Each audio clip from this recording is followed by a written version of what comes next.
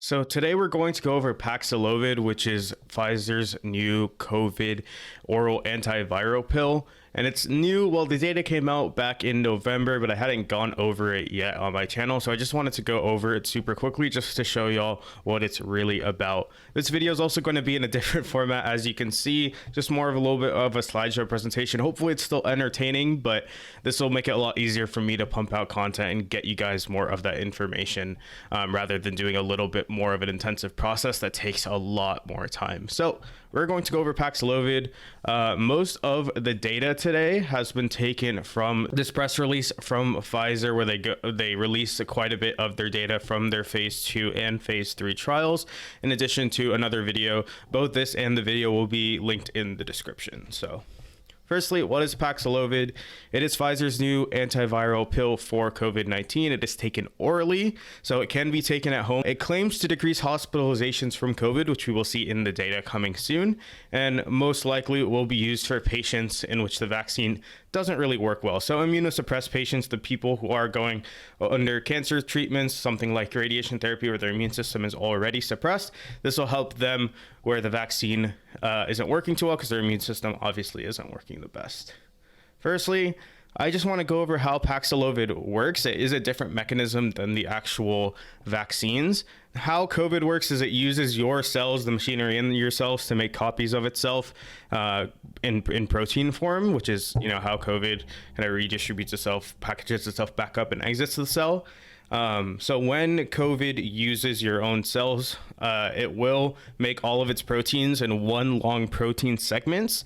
And in order for all those proteins to start working to become the proteins they actually need to in order to function properly, they need to be cut up from that one long protein segment. And you can see on the bottom here, there's a nice diagram from a video I watched that I wanted to share here. So this is right here going to be that really long protein segments.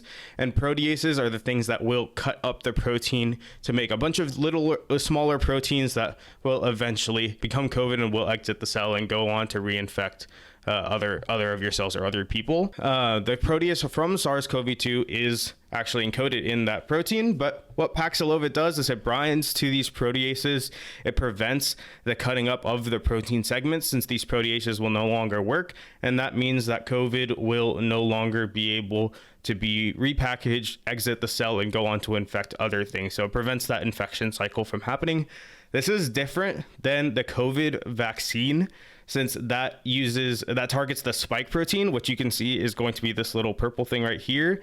It targets that, make sure that it can't actually enter the cell to begin with and start this entire process. So it is a little bit of a different type of mechanism, but still is going to do that same thing of preventing COVID from replicating and make sure that it can't go on to infect other people in greater numbers. So going on to those phase 2, phase 3 trials.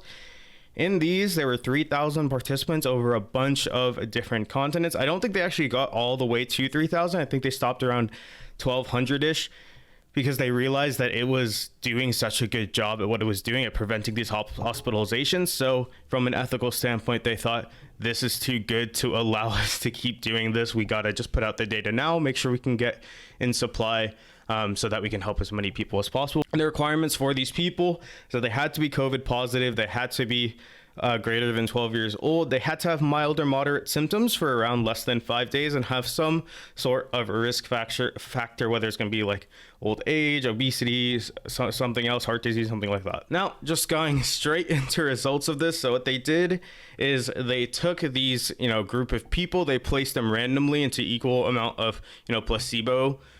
People who would receive a placebo, so something like a sugar pill, and people who would receive actual Paxlovid. And they split them into two different groups. One would be the symptom onset being less than or equal to 3 days and less than or equal to 5 days, just to see a little bit difference about how if you catch it a little bit earlier, it might have that difference. So less than or equal to 3 days of symptom onset, we have Paxlovid at 5 hospitalized and 0 deaths, and people who are placed on the placebo will be 44 hospitalized and 9 deaths. So for Paxlovid, that's about 0.7% of the people who received Paxlovid, given that they had all of those requirements shown in the previous slide. Only 0.7% of them were hospitalized or died.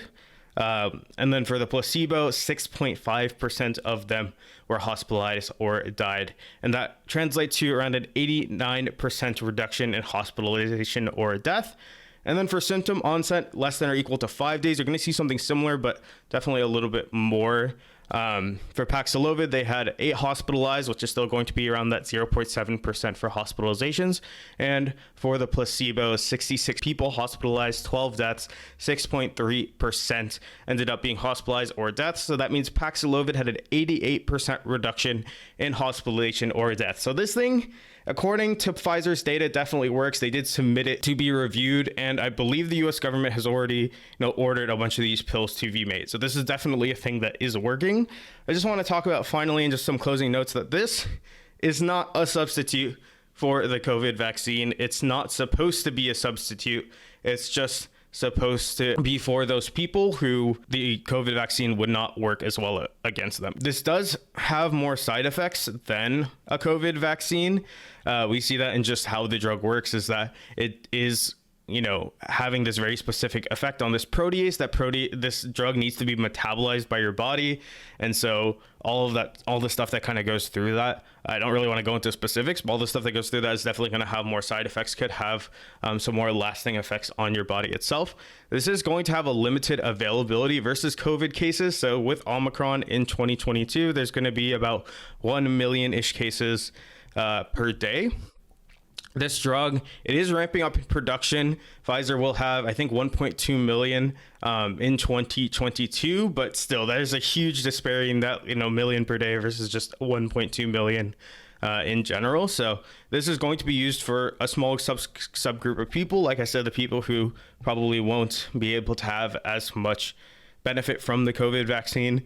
So the end point of this is you definitely should get your COVID vaccine. If you haven't, get the booster shot. I'll be doing a video about the booster shot data in a little bit, but definitely get your COVID vaccine. This is still a great pill for people who are immunosuppressed, are not able to get that full effectiveness, but still definitely get your COVID vaccine.